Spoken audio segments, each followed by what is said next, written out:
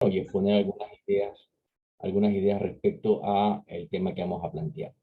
No sé si comparto la presentación directamente. Sí, compártela, Ya, por favor.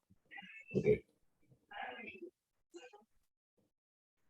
Bueno, el tema, y yo quiero también agradecer a los colegas que me han precedido porque han dado muchas pistas respecto a lo que yo voy a hablar.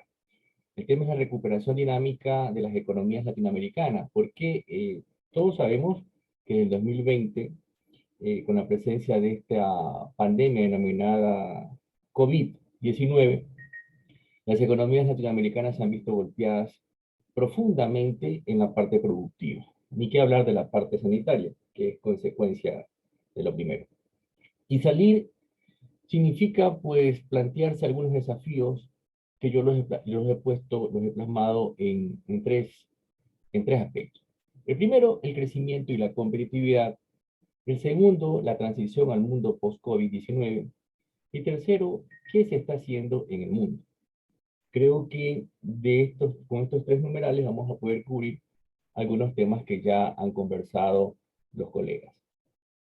Lo primero, el crecimiento y la competitividad. La discusión que se ha planteado es más salud, más cobertura sanitaria, e incluso se ha puesto en un dilema en nuestros países respecto a la economía es más importante que la salud o la salud es más importante que la economía. Definitivamente que las dos cosas deben trabajar al unísono. Lo interesante de esto es que al momento de entender el grave problema, tenemos que estar claro que la fuerza laboral es importantísima para salir de la crisis. Tenemos que trabajar en la fuerza laboral, en preparar a la gente. Hace unos instantes decía, las MIPIMES no están capacitadas para las nuevas tecnologías. Y eso nos lleva a preocuparnos porque el mundo ha dado un gran salto tecnológico y Latinoamérica es más bien reactiva antes que proactiva frente a los cambios que se dan en el mundo. Todavía tenemos serios problemas de productividad en nuestras economías. La innovación es una cosa que está pendiente. Hay esfuerzos a nivel de los países, pero sin embargo hacemos muy poco en términos de innovación. Las universidades públicas se centran más en aspectos de la investigación que no están tan alineados, como lo decía el anterior ponente, respecto a esas tecnologías disruptivas que trabajamos. Entonces, la competitividad es un concepto que sigue pendiente y que no se toma muy en cuenta en Latinoamérica, a salvo por ahí alguna que otra excepción, todavía la competitividad la dejamos de lado. Y por ende, si todo esto que está aquí no interactúa, la calidad de vida de los ciudadanos de nuestros países, pues sigue siendo un tema pendiente. Mostrar cómo se han comportado las economías más competitivas de América Latina. Miren ustedes que en un ranking considerando 100 a los más competitivos, Chile preside al 2019 con 70.5 puntos el ranking dentro de lo que es América Latina. Le sigue México, Uruguay, Colombia con cuarto lugar con 62.7 puntos, ¿no? Y en el caso de Ecuador, país al cual represento, está con 55.7 en competitividad. Miren que economías como Brasil, incluso que es un monstruo en términos de producción, se encuentra muy por debajo de la economía chilena, y ni qué hablar de Argentina. Entonces, esto nos lleva a una reflexión. ¿Qué estamos haciendo en términos de mejorar la estructura productiva de las economías latinoamericanas? ¿Qué estamos haciendo para llevar ese crecimiento, esa competitividad a un estado de bienestar que sea pues un estado que dé acceso a, a las personas a compartir parte de esa riqueza. Realmente poco. Si vemos las predicciones para América Latina y el Caribe en términos de cuánto será el crecimiento, con cuánto crecerá, miren que para las predicciones para el 2022, el crecimiento en promedio se estima muy bajo del 2,9%. Es decir, recuperarse de la crisis a través por problemas del COVID genera mucha lentitud en términos de lo que debemos hacer. En 2021, solo 9 países recuperan el nivel del PIB del 2019. En el 2021, el Caribe, de habla inglesa y holandesa, crece menos que las demás subregiones, y en el 2022 se agregan otros 5 países. Es decir, no estamos respondiendo frente a una realidad que nos exige ser innovadores en este momento. La transición al mundo post-COVID. ¿Cómo hacer esa transición? Yo creo que es motivo de diálogos, de conferencias, de muchas reuniones entre académicos para pasar a ese mundo con el cual tenemos que ya vivir con esta enfermedad. Entonces, Alejandro Jodorowsky decía, tu miedo termina cuando tu mente percibe que es ella la que cree ese miedo. Y lamentablemente, en América Latina hemos recibido tanta información negativa respecto al COVID, que incluso creemos que no podemos salir lo antes posible. Entonces es un miedo que está calando incluso en el sector empresarial, que está calando mucho en la sociedad y que definitivamente va a afectar a aquellas personas emprendedoras porque la cantidad de gente que piensa que no es posible superar la crisis está superando a aquellos que sí están trabajando para salir. Entonces, para reflexionar un poco, ¿qué políticas nacionales deben modificarse desde lo productivo, educativo y empresarial para responder a las nuevas demandas y prioridades sociales y económicas? Aquí vuelvo a tomar un aspecto que lo planteé al inicio. Cuando hablamos de políticas nacionales en América Latina, enseguida se nos viene a la cabeza que es el gobierno el que tiene que utilizar todo el aparato estatal para incentivar la producción. Es muy frecuente, es muy frecuente encontrar en los ámbitos académicos la proliferación de ideas respecto a política pública para mejorar la parte productiva, la educativa y la empresarial.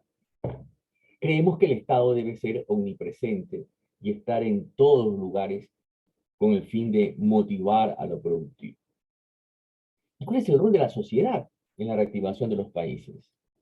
Estamos generando un rol pasivo, básicamente, esperando que el gobierno decida qué hay que hacer o nosotros podemos atender a esas situaciones en las cuales podemos, como sociedad, establecer mejoras en las condiciones de vida.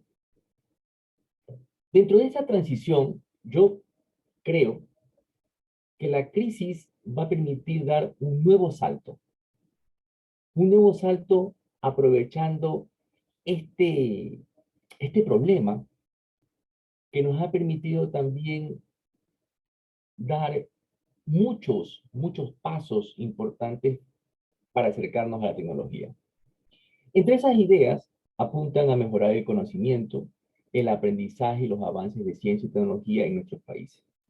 Tomo las palabras del colega que me precedió cuando decía, estas tecnologías pueden derramarse hacia los sectores empresariales, pueden llevar a generar mejores condiciones incluso de trazabilidad en términos de productos, de ventas, etcétera, eh, en servicio a los clientes. Entonces, yo creo que estamos frente a un salto al progreso luego de una crisis, un nuevo salto al progreso después de esta crisis mundial.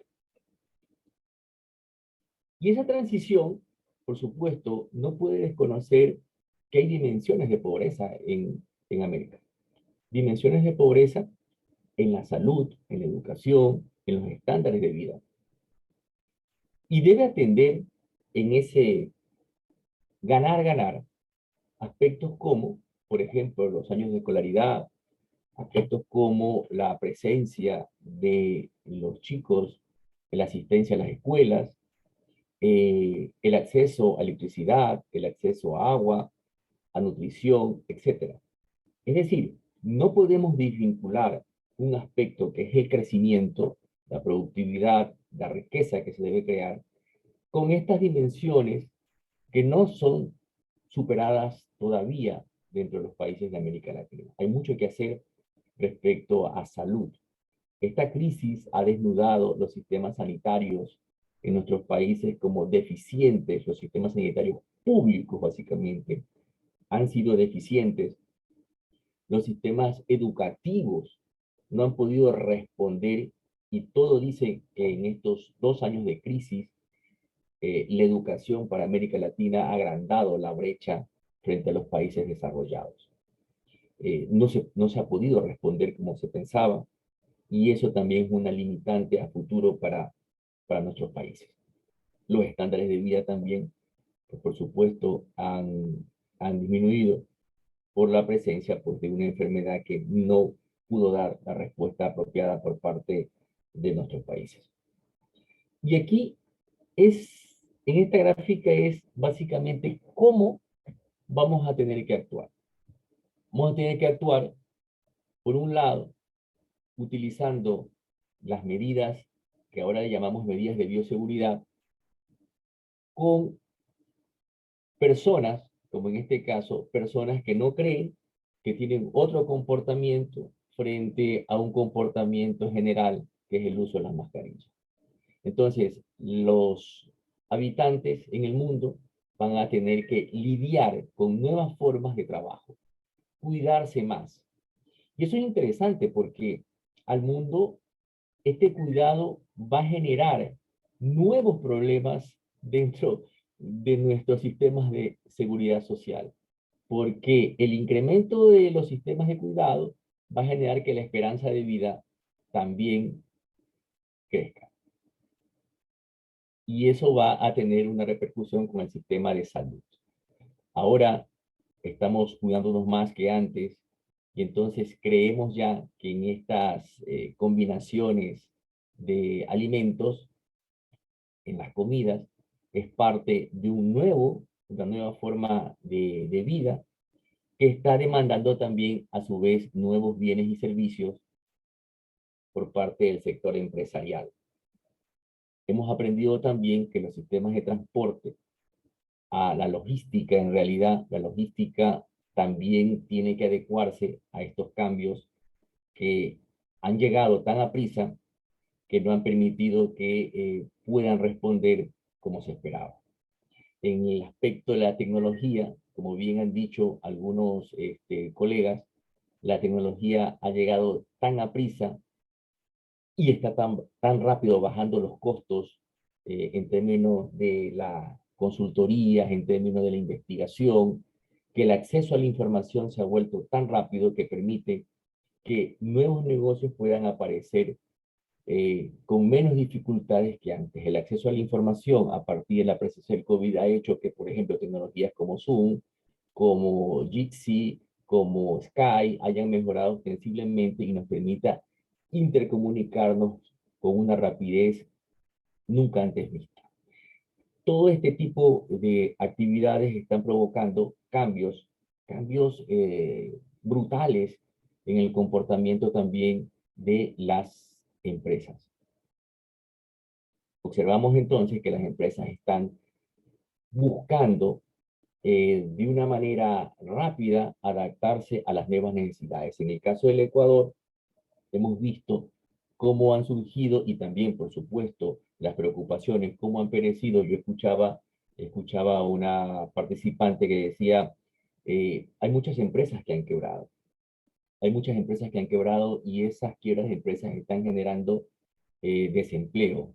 Sí, por un lado, estas empresas están quebrando, pero por otro lado están surgiendo nuevas empresas.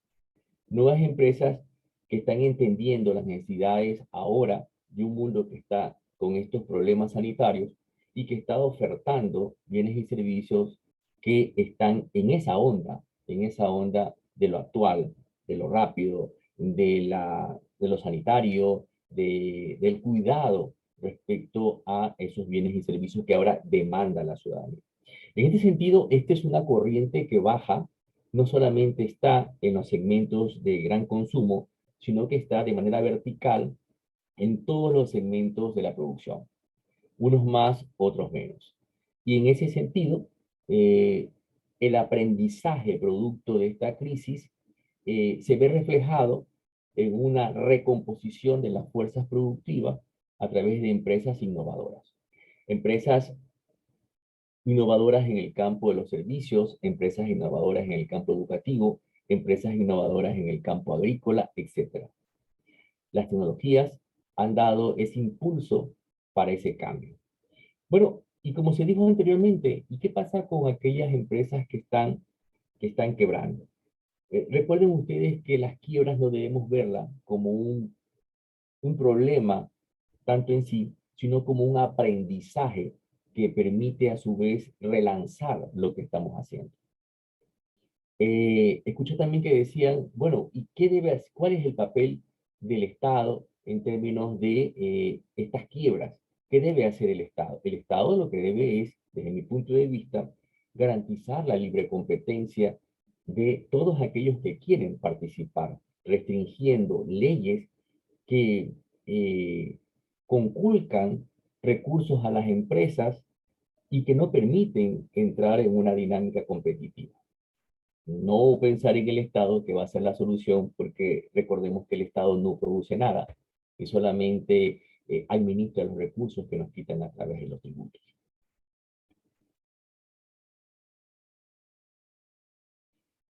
En este aspecto de la transición, me he permitido plantear cinco puntos que recogen mucho de lo que se ha trabajado en esta jornada.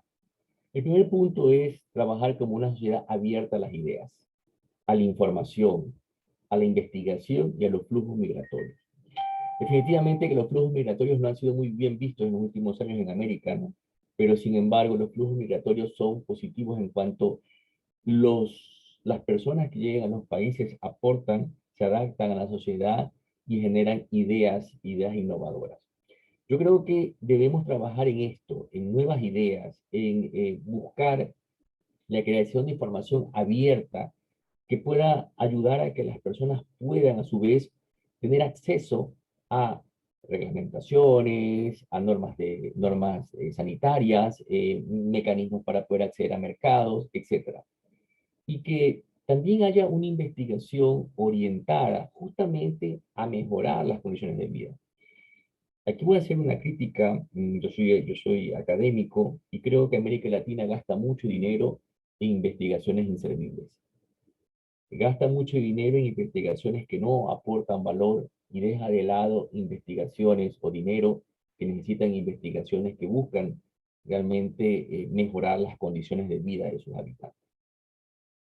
Por otro lado, con reformas tributarias que procuren sostenibilidad fiscal de los gobiernos, que acaben con ese mecanismo perverso de querer generar abundante gasto para luego estar en la búsqueda de ingresos. En el Ecuador, por lo menos, hemos tenido en los últimos 14 años 17, 18 reformas tributarias, con los cuales la inestabilidad en términos empresariales ha sido brutal. Empresarios que han tenido que estar lidiando permanentemente con una disminución de su flujo de efectivo, producto de contribuciones, de aumento de impuestos, ni qué hablar con algunas obligaciones tributarias que se han puesto para financiar los permanentes déficit fiscal. Yo creo que hay que trabajar hacia tasas impositivas justas. La literatura es clara en este sentido. La gente cuando considera que las tasas impositivas son las adecuadas, mejora la recaudación tributaria. Hay un caso muy cercano, es de la Comunidad Autónoma de Madrid, con quien la preside, la señora Ayuso, que en plenas crisis económicas bajó las tasas impositivas para los autónomos, para las empresas. Y eso era una catástrofe, a decir de aquellos que se caracterizan por ver en los impuestos como la forma de intromisión del Estado. Y a las pruebas se remite la Comunidad Autónoma de Madrid, que ha generado la mayor tasa de recaudación durante el año 2021. Entonces, es posible, claro que es posible. Debemos cambiar esa mentalidad tributaria que busca dividir entre aquellos que pagan siempre sus impuestos, mientras hay otros que generalmente no lo hacen. Y debemos apostar además con infraestructura enfocada en inversiones en ciencia y tecnología. América Latina tiene un gran déficit en ese tipo de inversión. Debemos apuntar en eficiencia energética y vivienda accesible, por ejemplo. Yo creo que hay que mirar de otra forma ese déficit que hemos tenido y no dejarlo de lado ahora cuando es necesario trabajar en la creación de nuevas soluciones a los problemas que vivimos. Y retomando lo que decía el anterior ponente, mediante el uso de la robotización, de la inteligencia artificial, del Internet de las cosas que está presente y que lamentablemente el acceso al Internet en nuestros países también es una cosa que está en ciernes, que está limitada y que no permite, por ejemplo, que el sector rural pueda tener el uso o pueda usar Internet en las cosas para poder mejorar, por ejemplo, sus cultivos, el riesgo, etcétera. Todas estas propuestas deben acelerar el desarrollo de las sociedades de una forma rápida, ágil, ¿no? En busca de mejoría en la producción, en los servicios que la ciudadanía demanda. Y por supuesto, como eh, hay teóricos que lo manifiestan, Douglas North, con las mejoras en las instituciones del Estado.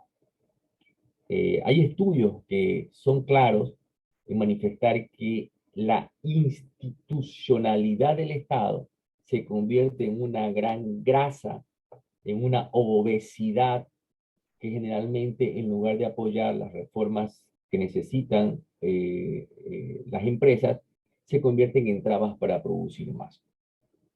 Hay que desregularizar tantos problemas que tienen las pequeñas empresas y los emprendimientos innovadores. En el caso ecuatoriano tenemos algunas ayudas respecto a la constitución de empresas a través del régimen de sociedades de acciones simplificadas que pueden hacerse, constituirse pocas horas.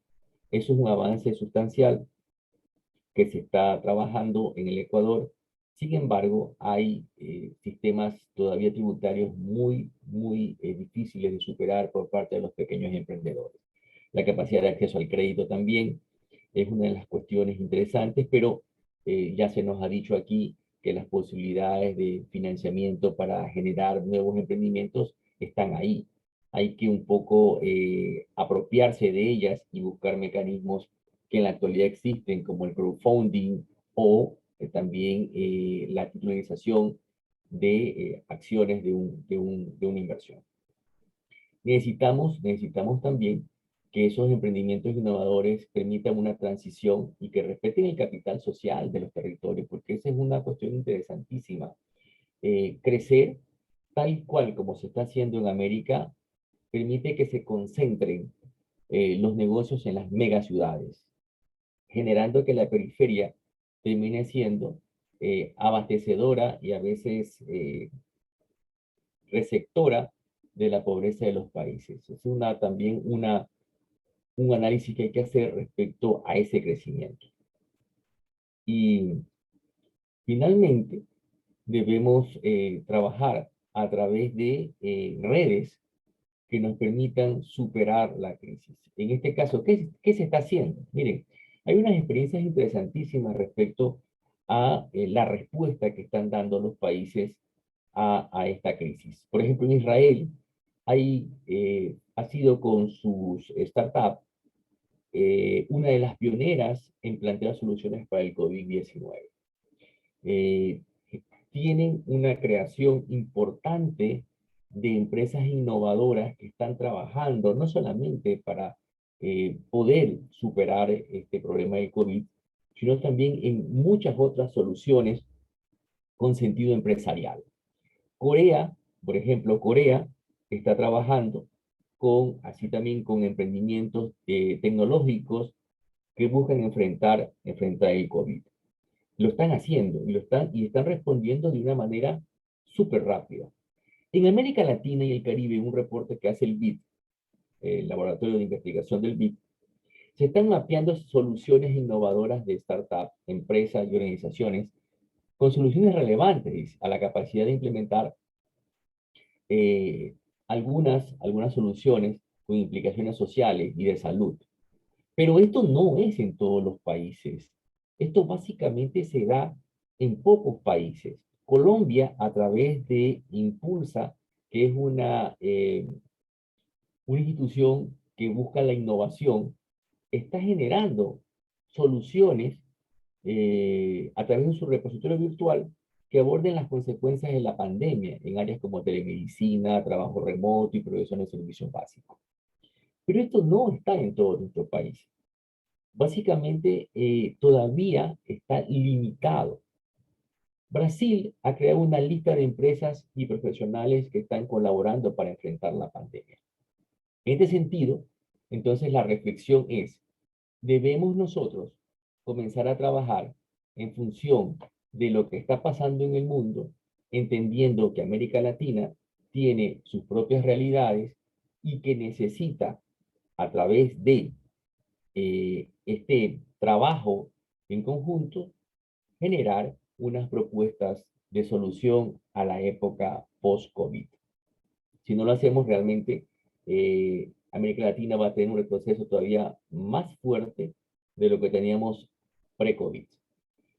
Creo que de esta manera hemos hecho un breve recorrido de algunas posibilidades con las cuales podemos estar respondiendo a la era post-COVID. Quedo atento a sus preguntas.